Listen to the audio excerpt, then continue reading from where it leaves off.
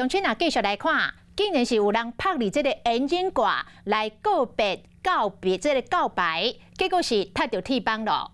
台中一个男子吹架玫瑰花拍入这个汽车的烟瘾挂面顶，这车就为素食店的德莱素车刀驶入去，到这个提餐的窗仔口。男子把这个花要摕予女店员表示爱慕，但是人女店员真无愿意哦，面臭臭，不爱甲收花。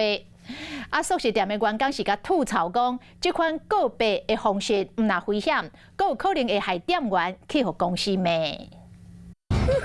查甫人的喙夹一支玫瑰，人就拍伫咧一台车引擎，因为素食店的车刀甲伊驶入去。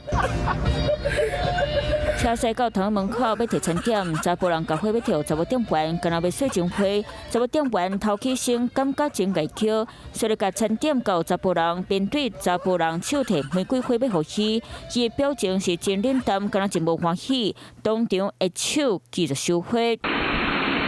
实际来到这间素食店，伫咧台中五权西路，昨暝查甫人和朋友来到这间素食店，是要送花予查某店员。查某店员面真臭，嘛继续收花。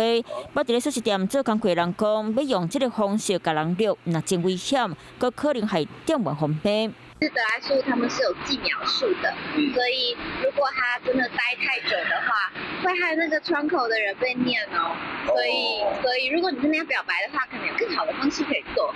敢有造成店内困扰？敢有要甲查甫人告？素食店业者无回应。警察强调，查甫人行为若是伫咧一般道路地方开发，足以阻碍交通，可依法处新台币500元罚款，请民众切勿以身试法。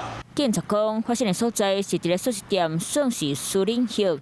业者若是感觉这个查甫人行为影响到店内其他人客，嘛是会当报案提告。